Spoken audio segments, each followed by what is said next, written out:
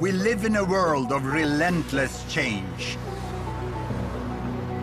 Huge migrations of people to new megacities, filling soaring skyscrapers and vast slums.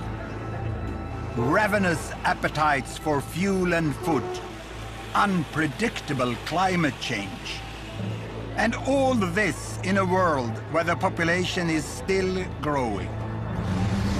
Should we be worried? Should we be scared? How to make sense of it all?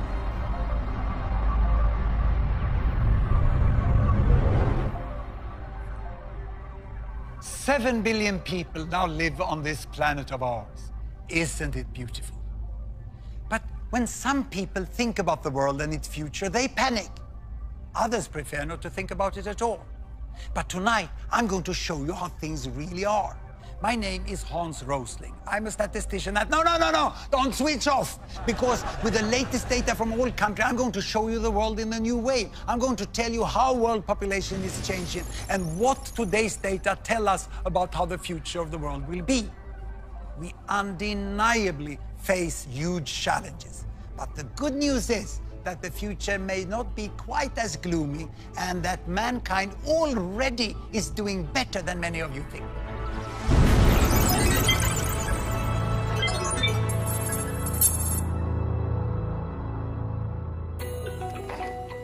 Babies, each one a blessing. But many people think population growth is out of control. Some even talk of a population bomb. Are they right? So where are we with population today, and how did we get here? I'm going to tell you a story about everyone who ever lived. Well, at least during the last some 1,000 years. Here we go. I give you 2 axes. This is time in years, and this one here is world population in billions. In the year 10,000 BC, when the first people were becoming farmers, then the archaeologists estimate that the world population was only 10 million. Imagine 10 million, that's like Sweden today. A world of only Swedes. But then, as the millennia passed by, more farmers, food and people, and great empires could emerge. Egypt, China, India, and finally Europe. And population continued to grow, but very slowly. And I stop here at the year 1800, because 1800, that's when world population became 1 billion. Imagine all that time, the population growth was just with a tiny fraction of a % through thousands of years. But here, 1800, with the Industrial Revolution, everything changed, and population started to grow faster. In little more than 100 years, it reached 2 billion. And then, you know, when I was at school, it was 3 billion. And many people said, the planet cannot support more people. Even experts said that. But what happens was this, you know, we became 4 billion, 5 billion, 6 billion, 7 billion. Imagine. More than half of the world population have been added during my lifetime. And the number is still rising. Most of the population growth in recent years has been in Asian countries, like here in Bangladesh, where the population has tripled during my lifetime, from 50 to more than 150 million. It's now one of the most densely populated countries in the world. Some 15 million already live in the very crowded capital, Dhaka. People here, whether in the city or the countryside, are intensely concerned about the size of families. But a new Bangladesh is emerging. Like the Khan family, Mom Taslima, daughters Tanjina and little Sadia, and Dad Hanan. মহিলাদের সাজার জন্য বহুত time লাগে, পুরুষদের তো এত time লাগে না। হইছে তোরে বাবা, এই যে আবার হাত দিয়ে মুছ ছেলেলা দিলে কি লাভ হইলো? Both Taslima and Hanan come from large families themselves, but they've decided to have just 2 children. বাংলাদেশে এখন একটা স্লোগান আছে যেটা সবার ঘরে ঘরে জানে যে 2টি সন্তানের বেশি নয়, একটি হলে ভালো হয়। আমার ভাগ্য ভালো যে আমার যে দুইটা সন্তান, অনেক সন্তান হইলে তো তাদের খরচ দিতে পারতাম। দুইটা সন্তান যে মনের মতন তো তাদের যেটা চাওয়ার এটা পূরণ করতে পারতেছি।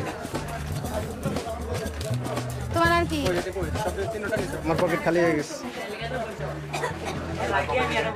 Taslima and Hanan are part of a cultural shift away from big families. And for Taslima, it's also become a job. She works for the government family planning service, which employs women like her in every village. She goes door to door to try to help others to have smaller families too. মাসে গেছেন আজকে কতদিন? এইদিকে 5 তারিখে। তারপর আর কোনো পদ্ধতি নেন নাই? তাহলে সমস্যা হবে না? আমার বাচ্চা কোন হয়ে যাবে? আমার তো মনে করেন হয়তো অনেক দেরিতে বাচ্চা, এই যে তারপরও আপনি এখন তো দুইটা বাচ্চা হয়ে গেছে। আমি তো গেলাম না, এবারে সবাই লেগে যায় না। Taslima offers advice, moral support, and most importantly, a range of contraceptives. এগুলো কন্ডম। আপনি তো 3টা মেয়ে, এখন আর বাচ্চা নিবেন? বাচ্চা জন্মদান করার হয়েছে আপনি, আপনার বাবা জানবে কিনা? কষ্ট তো আপনার করতে হয়, কষ্ট তো আর বাবা করে না। কষ্ট কে করে? কষ্ট করলাম, হে যদি ফুলতে লাগেই করে তা আমার কিছু করার আছে? পিল দিয়ে দেই, মাসিক হওয়ার সাথে সাথে খাওয়া শুরু করবে।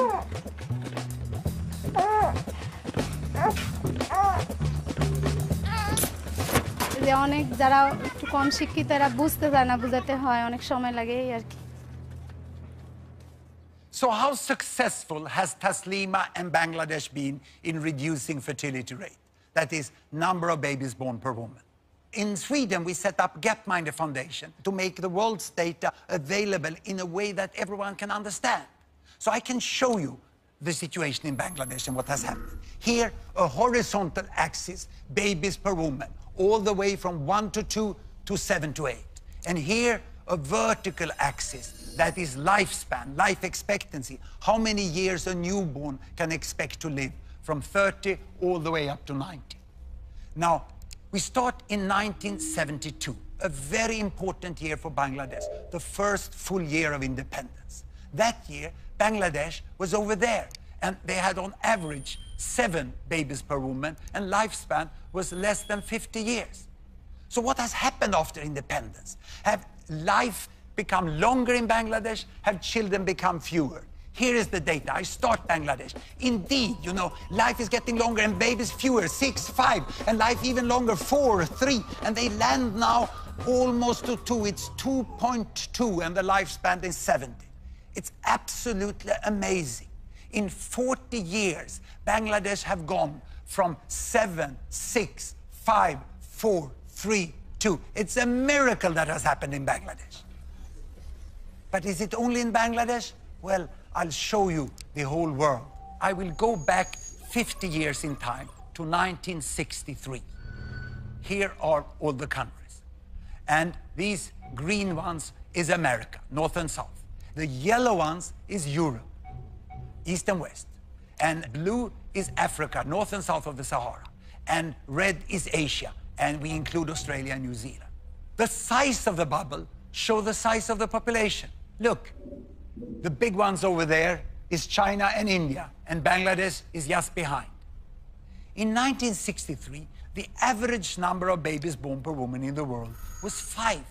But it was a divided world. Can you see that? These countries over here, the developed countries, they had small families and long lives. And then there were the developing countries over here, and they had large families and short lives, and very few were in between. But now we'll see what has happened. I start the world. Here we go. And you can see that China is getting, the big bubble is getting to better health, and then they start family planning, they move along to smaller families, and the big green, look at Mexico. Mexico is coming there, and this is Brazil also, the green in Latin America, and here India is following. India is following. The big red bubbles are Asian countries going this way. Many Africans are still with many babies born per woman, and then Bangladesh over there overtakes India on its way to the small family, and now almost all go up to this bubble. Even Africa now starts to move. Ooh, that was the earthquake in Haiti. And now everyone ends up there. What a change we have. Today, you know, in the world, the average is 2.5. Imagine, you know, it used to be 50 years ago 5.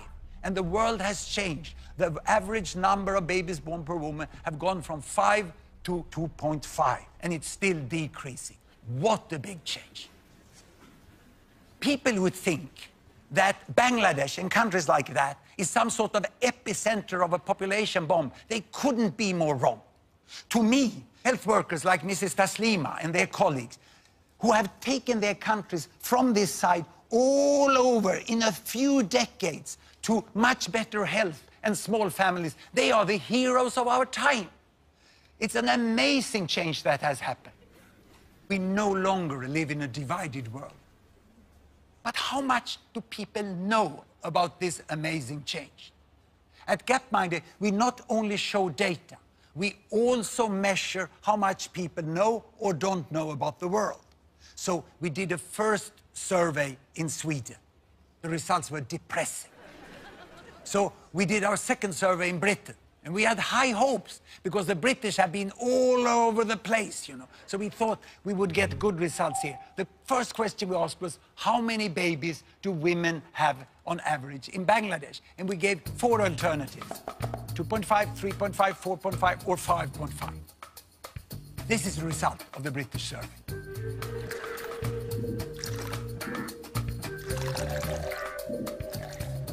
But you know the right answer. It's 2.5. Only 12% of the British got it right. So we thought that perhaps it was those with low education who dragged down the result. So we segmented those who had been to the fine British universities and had a university degree. And here they are. This is the result.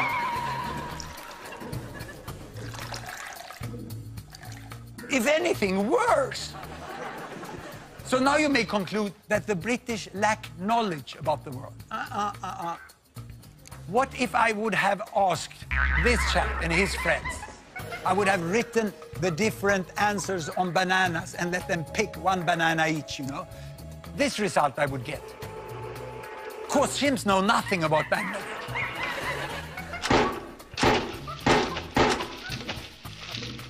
But by pure random, they will pick twice as many correct answers as the British.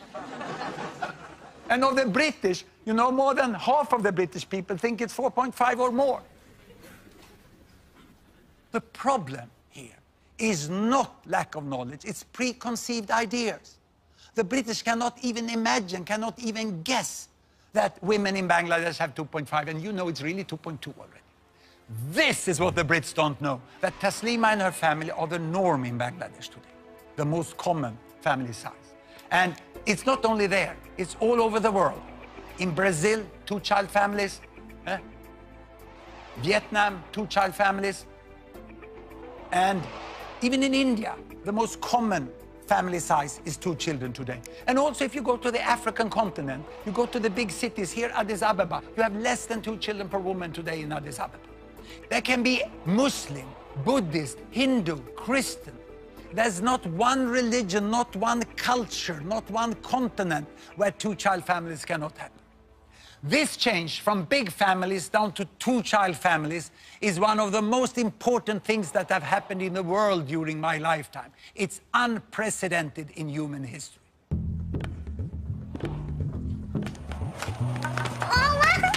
Here we are, back in Bangladesh. Let's find the reasons behind this historic and continuing shift from large to small families. Almost all girls in Muslim Bangladesh, like 15-year-old Tanjina, go to school today. The government now even pays families money to keep their daughters on at secondary level. At Tanjina school, boys are now outnumbered by girls. এটা কি পরিবার? এদের খাদ্যের অভাব হবে? জি না। আর এদের You could hardly miss the point of this lesson. অভাব পড়বে? এটা কি পরিবার? ছোট পরিবার। এদের কি সমস্যা হবে? জি না। Education is effective, and there are also new opportunities for Bangladeshi women. Despite continuing inequalities, there are more jobs, and Tanjina is aiming high. আমার স্কুল যেতে খুব ভালো লাগে। আমাদের মায়েদের সময়ে তখন অনেক তাড়াতাড়ি বিয়ে হয়ে যেত, তারা লেখাপড়ার সুযোগ পেত না, কেবল আমরা এই সম্বন্ধে অনেক আশা করতে পারি যে আমরা ডাক্তার হব, ইঞ্জিনিয়ার হব। More and more young women here are seeing how different things could be for them. তোমরা 17 বছরের বয়সে কি করে বিয়ে করছো যে আমি এটা ভাবতেও পারি না। আমি তো 2 বছরের পরে এটা কিছুতেই সম্ভব না, এত তাড়াতাড়ি বিয়ে। তখন বুঝি নেই, ভুল করছি। এখন তো মানুষ ভুল করে না। তো তোমার কত বছরে তোমার চিন্তা ধরো যে বিয়ে শাদীর চিন্তা ভাবনা 25 বছর পড়াশোনা শেষ করে একটা চাকরি, ডাক্তার হয়ে তারপরে। ভালো বুদ্ধি আছে তোমার।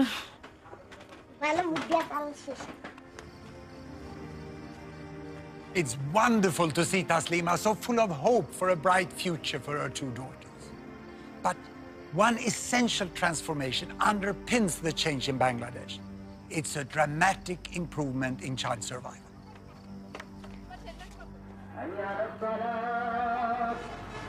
It's Ramadan, the Muslim month of fasting and reflection. At this auspicious time, Hanan is helping his parents to tend the family graveyard. 3 of Hanan's siblings died when they were very young. They are buried here.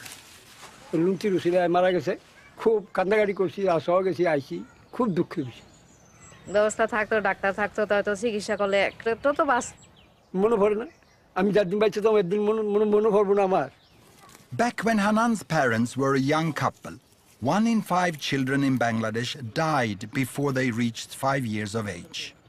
All families lived with a constant fear of losing 1 or more children. আছে বাচ্চা আরেকজন হয়েছে, টুক করে মারা গেছে, তারপরে কেউ একটা বাচ্চাই হয়, তাহলে আবার নেও, এইভাবে থেকে এগুলি হয়েছে আর কি। সে সঙ্গে তো আর এই খেয়ালটা করি নাই যে অতিরিক্ত বাচ্চা যে এমনি নিতে আসি ভবিষ্যতে অন্ধকার হইব না হইব।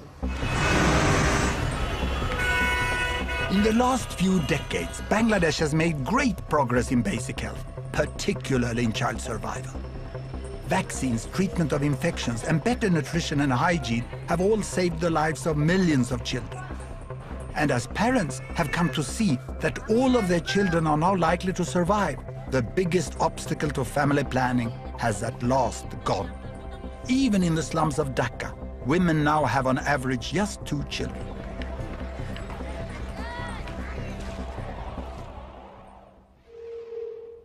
Child survival drives everything. Let's go back into history. Why did the world population grow so slowly before 1800? Well, throughout history, all historical records show us that on average, 2 parents got more or less 6 children. But that looks as a very fast population growth. So why didn't it grow? Because 1, 2, 3, 4 of the children died before growing up to become parents themselves. People in the past never lived in ecological balance with nature. They died in ecological balance with nature. It was utterly tragic. But with the Industrial Revolution, this changed. Better wages, more food, tapped water, better sanitation, soap, medical advances. You know, so why did then, from all these advances, why did population grow? Was it because they got more children? No. 1963, that year when I was at school, actually the number of children per woman had decreased a little in the world to 5. And the reason for the fast population growth was the improved child survival. 4 survived at that time. But still, 1 out of 5 died. That was still terrible. So it's only in the recent decades that most of the countries have taken big leap forwards in child survival and in family planning, so that we are now approaching the new balance. And it's a nice balance. 2 parents on average get 2 children that survive. We have families in a very happy balance. This is the most normal family situation in the world today. And what does this mean for the future here? I will show you the projection, the best projection into the future from the finest demographers we have at the Population Division of the United Nations. And it looks like this. It's going to continue first up to 8, and then it goes up to 9, and then it goes here. But see, it's slowing down, it's slowing down. By the end of the century, it's becoming more flat there. And if I do a close-up on this, you can see that we are expecting a slowing down and the end of fast population growth. But of course, this is a projection that has a certain degree of uncertainty. But we are sure that we are at the end of fast population growth within this century. It's all due to a remarkable effect of the falling fertility rate. Look here, if we go back into this, I'll show this by showing you the number of children in the world. The number of children from 0 to 15 years of age. Here they come. Look, the number of children there increased slowly, and then also it increased rapidly. So by the turn of the century here, there were 2 billion children in the world. And to me, that was an important year because that was when Doris was born. That's my first grandchild. And she was born at a very special time for children in the world, you know, because the specialists, the demographers, estimate that from this year, the number of children in the world will continue like this. It will not increase any longer. By the end of the century, we will still have 2 billion children in the world. When Doris was born is when the world entered into the age of peak child. The number of children are not increasing. Now, this will confuse you, because how can then the total population grow like this if the children doesn't increase? Where will all these adults come from? And to explain that, I have to leave this fancy digital stuff and show you real powerful educational material we have developed. And it's here. I will show you the world population, ladies and gentlemen, in the form of foam blocks. 1 block is 1 billion. 1 block is 1 billion. And that means that we have 2 billion children in the world. Then we have 2 billion between 15 and 30 years of age. These are rounded numbers. We have 1 billion 30 to 45. We have 1 billion 45 to 60. And then we have my block, 60 years and older. We are here on top. This is the world population today. And you can see that there are 3 billions missing, like here. Only few of them are missing because they have died. Most of them are missing because they were never born. Because back then, you know, before 1980, there were much fewer children born in the world because there were fewer women giving birth to children. So this is what we have today. Now, what will happen in the future? Do you know what happens to old people like me? They die. Yes. There was someone here who works in hospitals. Yeah? So they die. The rest, they grow 15 years older and have 2 billion children. These ones are now old, time to die.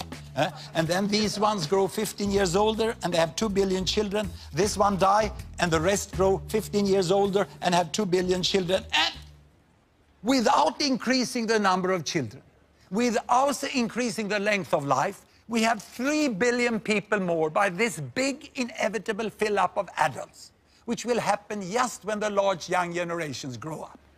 Now, there's one more detail, which is good news for the older ones here, like me, that it's estimated that the old people will live a little longer. So we have to add 1 billion more for the old here on the top. And I'm desperately hoping that I will be part of that group, because then I can live long and read the annual statistic as they come reporting every year.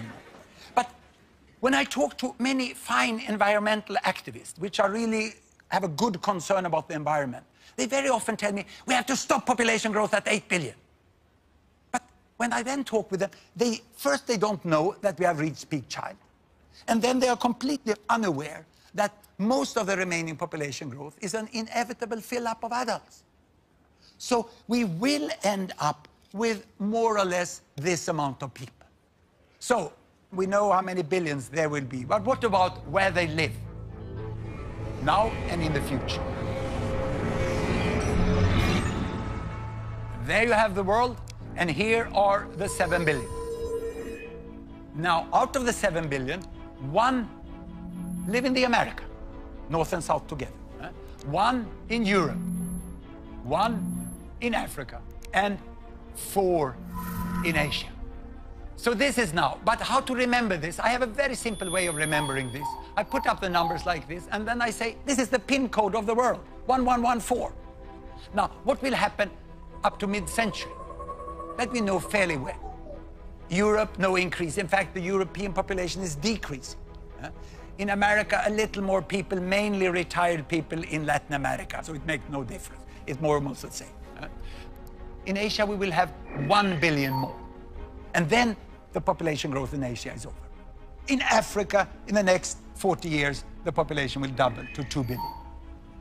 Now, to the end of the century, well, we know quite well, no more people in Europe, no more in America, no more in Asia, but Africa is set, as we have data today, for another doubling. So there will be 4 billion in Africa. The 2100, and probably the final PIN code, will be 1145.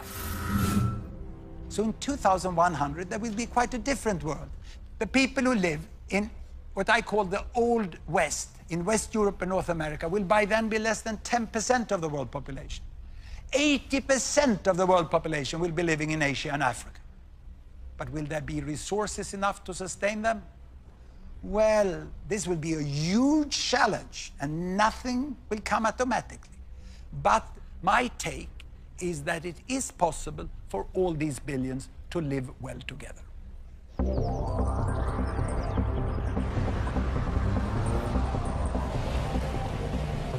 Certainly, it's easy to see the potential for a prosperous and peaceful Asia with 5 billion people. Japan, South Korea, and others are already rich. Following them on the road to wealth are larger and larger parts of China, India, Indonesia, and many other Asian countries. Even in poorer Asian countries, more and more are getting a decent life. But what about a future Africa of as much as 4 billion? Won't most of them be living in terrible poverty? I have seen extreme poverty in Africa. 30 years ago, I spent the 2 most intense years of my life working as medical doctor in one of the poorest countries, Mozambique, on the east coast of Africa. Mozambique had just become independent after a long war against the colonial power Portugal. And my job was to be one of 2 doctors, we were both foreigners, for 300,000 people. And this was the hospital. My wife was also there working as a midwife. This is the entire staff of the hospital. Those with white coats had the chance during the colonial period to get the professional training of at least 1 year. The others, many of them, couldn't even read and write. But they all worked with such dedication and motivation. But the patients came with the worst diseases of extreme poverty, and our resources were often not enough. And especially my skills as a young doctor did not meet the need of the patients. Mozambique is still today a very poor country, but things have improved immensely since I was there 30 years ago.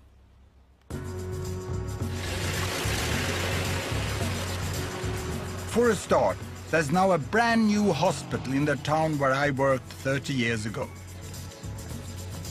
The new, much bigger hospital has 15 doctors, and 11 of them are Mozambicans. All the staff are now well trained. The director of the hospital is Dr. Kashimo, the obstetrician. Tudo indica que estamos perante uma gravidez gemelar. The transformation here is amazing to me. Temos o serviço de urgência, de pediatria e cirurgia e ortopedia. Hoje temos grandes laboratórios, as farmácias que funcionam 24 horas. They routinely save women in childbirth with cesareans, something that was impossible when I was there. Isso hoje em dia não é possível fazermos cá, com uma equipa que está formada e com um bloco operatório com essas condições, que está equipado igual que um bloco operatório que está em qualquer lugar do mundo. Everything has improved so much. Those born in Mozambique today should have a much brighter future. Not just because of better health, but a booming economy too, with busy ports and markets, and new industries with lots of new jobs.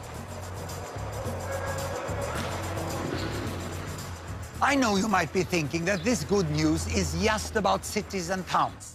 And it's true. The worst challenge is in the rural areas where most people live. But things are changing here too. Deep in rural northern Mozambique lies the district of Mogovolas. This is home for Olivia, Andre, and their young family. Like so many other poor people in the world, Olivia and Andre are farmers, reliant on what they grow for what they eat.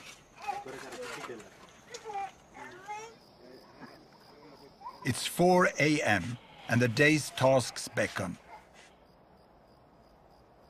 Andre heads straight to the fields. Olivia first goes to fetch water. Both have to walk miles to get anywhere. Well, okay, guys, there were really. Hey, Kapanya, true water, sir.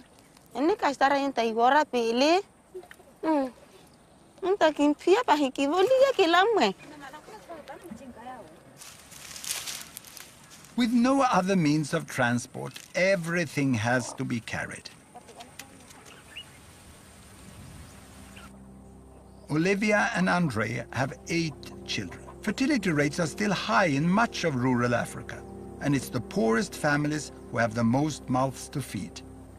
Anything this family can spare, they'll sell.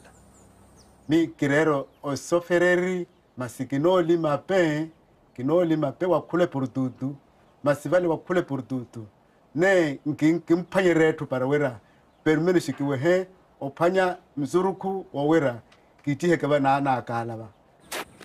Yet economic growth is slowly trickling into the countryside. Empagela kitenka kichapele nonela ki kivandriya kataru. Now Andre has set his sights on one thing he believes will change everything. Pankerero vela kinamochela weta mahoi kanachinki.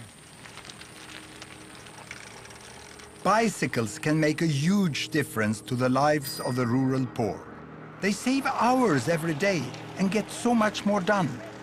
With a bicycle, they can carry much heavier loads to the market and earn more money. They can travel to find work, and if they get sick, they can reach a health clinic in time. Opora kitume chinka kinoteli pe kinokala normal hoteli wa poroke e chinka etoke hikale chinka etok owe tuyo etokeyo kelonke.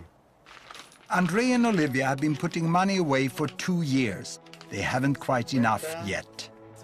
Everything now depends on the sesame seeds, which they are just harvesting. If they can get a good price, they might just make it. Andre and Olivia live in one of the poorest countries, and they live in the rural area, which is the poorest part of that country. So how many people are there in the world living like they? And how many are there that are poorer? I'm going to show you this yardstick. Very simple, poor and rich. And here I have all the 7 billions again. They are in a very simplified way lined up there from the poorest to the richest. Now, how much does the richest billion earn here in $1 per day? Well, let's look here. Ooh, it's coming up, it's coming up. Ooh, I can't even reach $100 a day. Then let's look at the middle billion, who is exactly in the middle. How much do they earn? It will come, yes, just 10. And then I go over here to the poorest billion. How much do they get? Well, just 1. This is the difference of the world today. And the economists, they draw a line which they call the line for extreme poverty, a little above $1. That's when you hardly can have enough food to feed the family. You cannot be sure that you have food all days, you know? And 1 billion is clearly below that still. And the second billion is sort of divided by that line. And then the others are above it. Now, the poorest people, they can hardly afford to buy shoes. And when they get shoes, the next thing they will save for is bicycle. This is where Andre and Olivia is. And after bicycle, you will go for the motorbike. And then after the motorbike, it's the car. And I remember when my family got the first car. It was a small gray Volkswagen. The first thing we did was to go to Norway on holiday, because Norway is so much more beautiful than Sweden. It was a fantastic trip. And now I'm in this group. I can go, like the richest billion, we can go on holiday by airplanes. Of course, there are people who are much richer than the airplane people. Some are so rich, so they're even contemplating that they should go as tourists out into space. And the difference in income from the airplane people to the very richest over there is almost as big as it is from the airplane people here, you know, all the way down to the poorest in that side. Now, the most important to remember from this yardstick is this. And I need to show you this, I need my stepladder. Sometimes you need some old, well-functioning technology also. Here.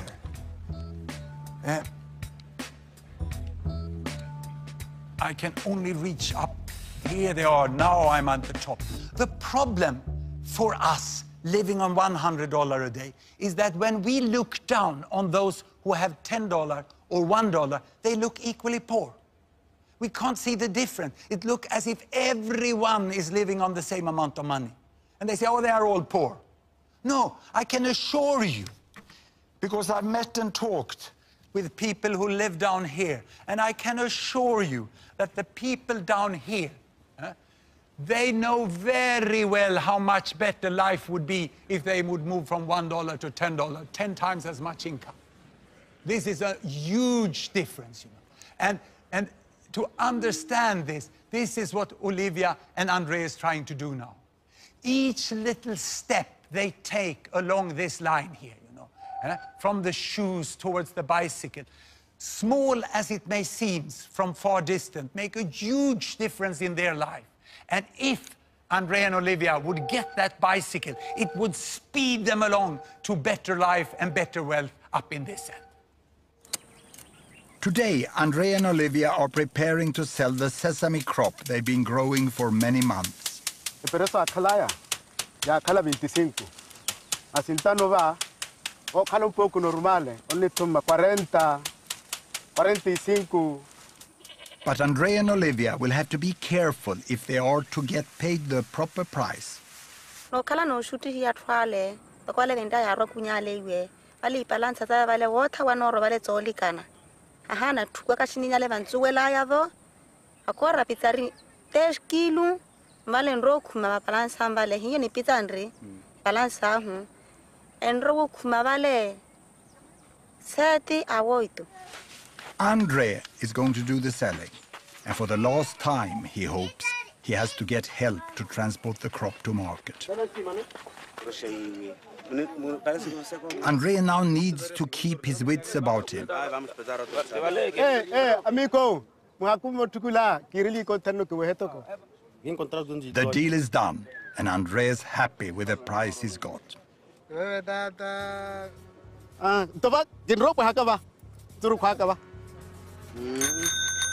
It's the moment the family have worked so hard for. Hola.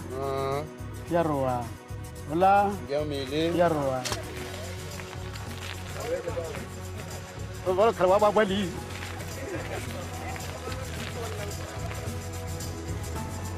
André's journey to market took all morning to walk. Now, in less than an hour, he can ride home.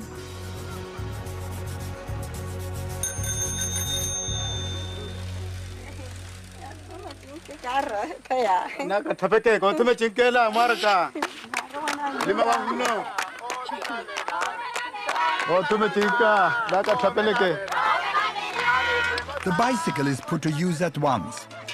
The children fetch water with it. André carries more crops to the market. And just as importantly, Olivia and André can now easily reach their lessons for adults, so they can learn better maths and how to read and write.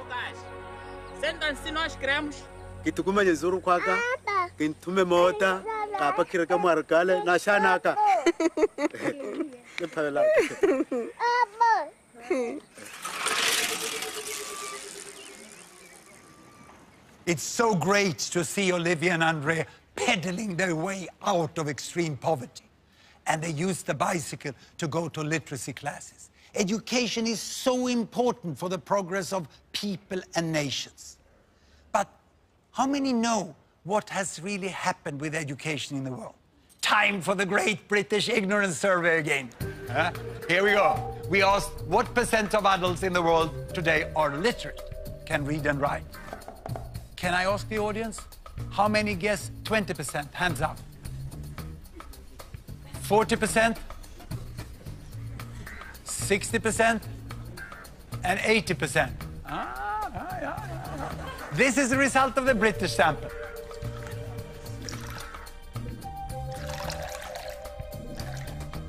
Now, by now, you can use the result of the British survey to find out what the right answer is, isn't it? Of course, it's 80% that is the right answer. At least you were clearly better than the British average. Just 80% of the population in the world can read and write today.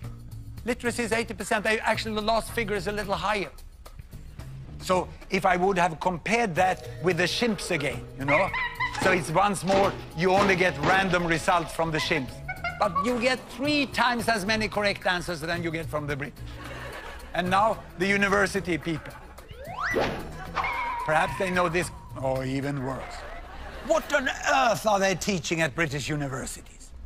The common view about the world is outdated with several decades. The media have missed to communicate it. But perhaps this is because the world is changing so fast. Ladies and gentlemen, I'm going to give you my all-time favorite graph. I'm going to show you the history of 200 countries during 200 years in less than 1 minute. I have an axis for income. I have an axis for lifespan. I start in 1800, and there are all the countries. And back in 1800, everyone was down in the poor and sick corner. Can you see? Low lifespan, little money. And here comes the effect of the Industrial Revolution. Of course, the countries in West Europe, they are coming to better wealth, but they are not getting much healthier in the beginning. And those under colonial domination doesn't benefit anything in there. They remain there in the sick and poor corner. And now health is improving, health is slowly improving here. It's getting up here, and we are coming into the new century, and the terrible First World War, and then the economic recession after that, and then the Second World War. Oof. And now, independence. And with independence, health is improving faster than it ever did in other countries here. And now starts the fast economic catch-up of China and other Latin American countries. They come on here, you know, and India is following there, and the African countries is also following. It's an amazing change that had happened in the world. You know, in the front here, we have now US and UK, but they're not moving so fast any longer. The fast movers are here in the middle. China is moving very fast to catch up. And Bangladesh, look, Bangladesh is already here, now quite healthy, and now starting with fast economic growth. And Mozambique, yes, Mozambique is back there, but they are now moving fast in the right direction. But all this I show you is country averages. What about people? Have people also got a better life?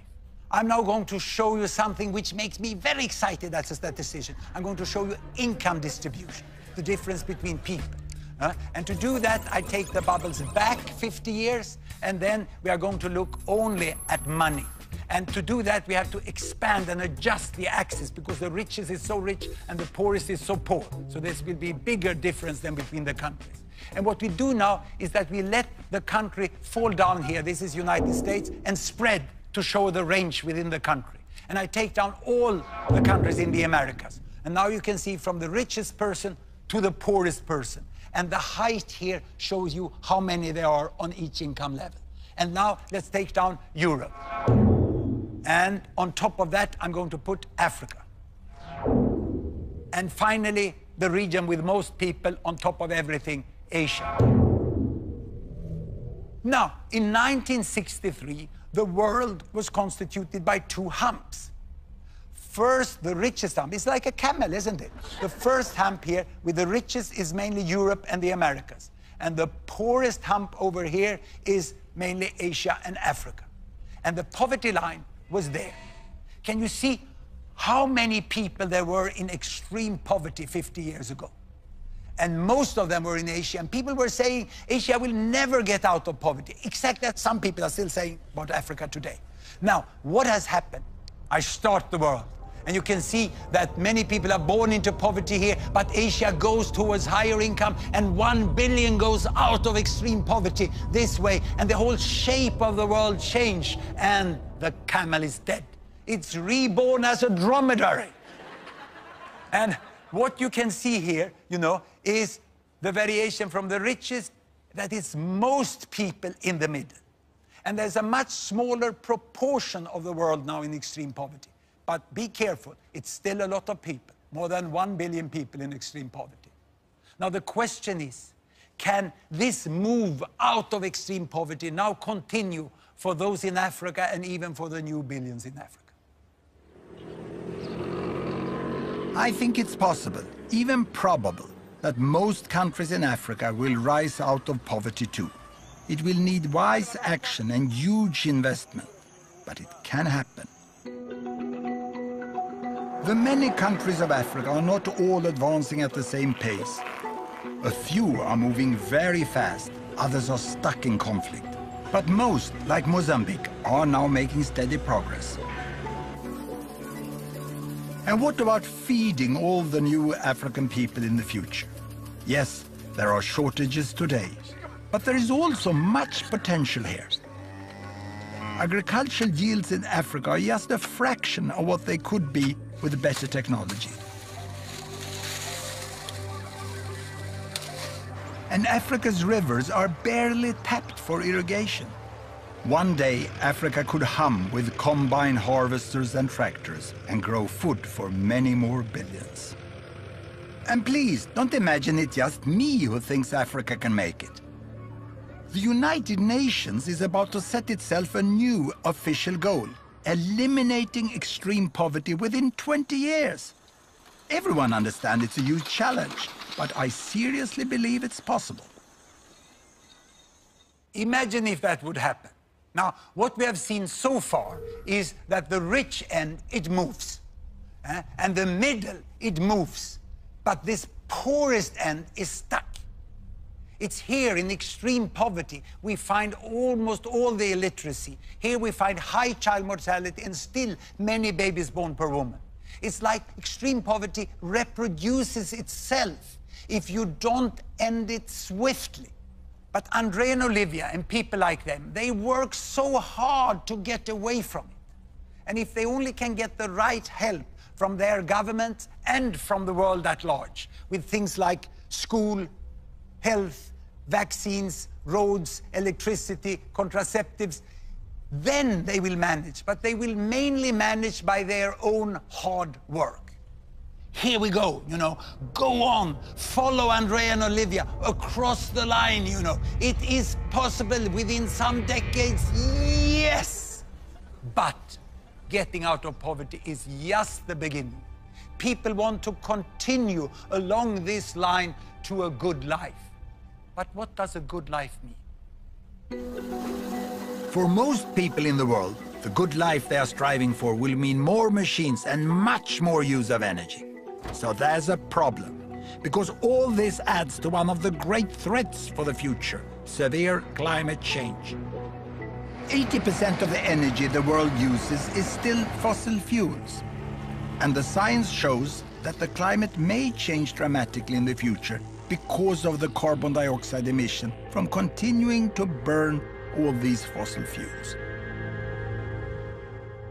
I'm not the best person to tell you how bad climate change will be, nor am I a specialist on how to prevent it.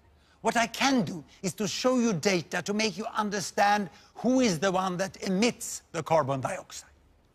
I will show this. You remember the yardstick from the poorest billion to the richest billion, from the one who hardly can afford shoes to the one who fly with airplanes.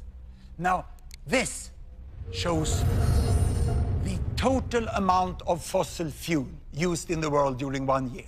Coal, oil, and natural gas. And it represents more or less the total emission of carbon dioxide. Now, how much of that is used by the richest billion? Half of it. Now, the second richest billion? Half of what's left. Then you understand what the third use. Half of what's left. And the others use hardly anything.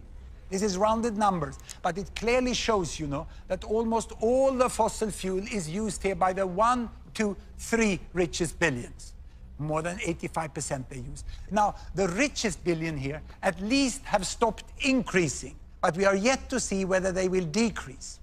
And in the coming decades, it's the economic growth of these two that will increase the fossil fuel use and the carbon dioxide emission. Even if these ones over here come out of extreme poverty and get rich all the way to the motorbike, that doesn't contribute much to the emission of carbon dioxide.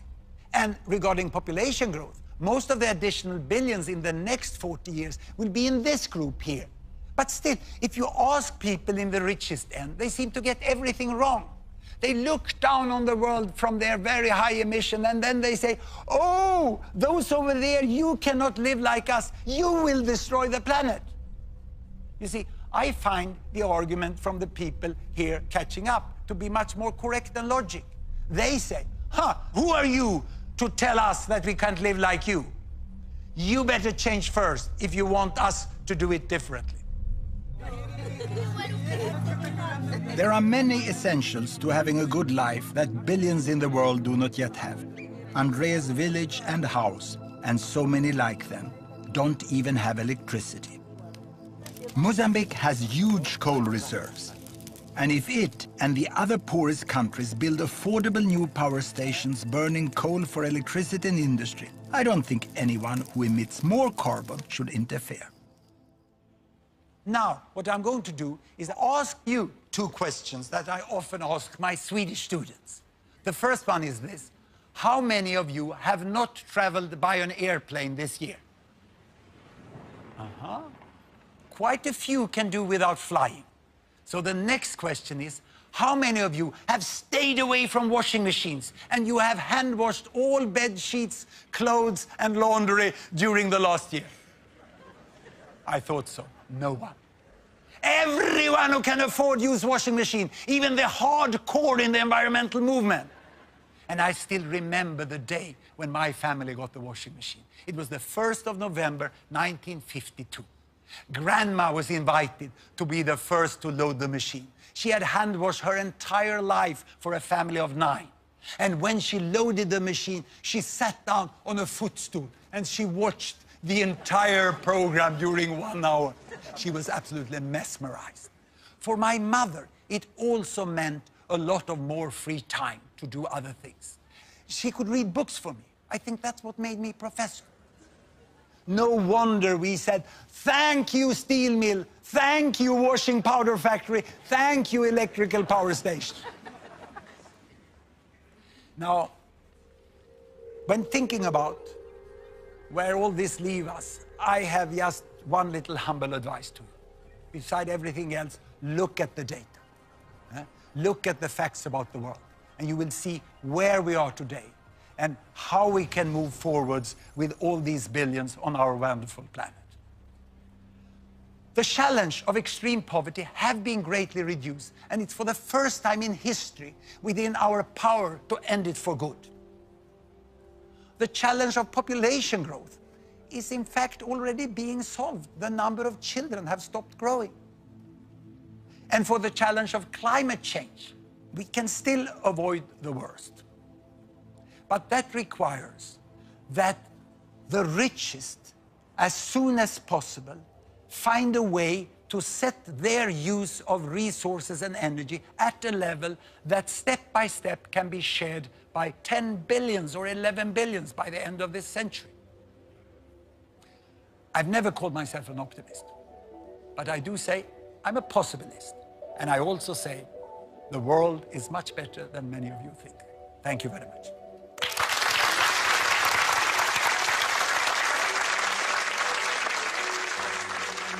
To test your own assumptions about the world and to explore the issues behind the numbers, go to bbc.co.uk/don'tpanic, where you will find links to the Open University's free learning website, OpenLearn. You'll also find links to Gapminder, where you can explore all the data and its sources. And the realities of population growth in developing world countries later, when BBC Two heads to the Philippines and the world's busiest maternity ward in Manila at 11:20. But next, we'll mock the week again.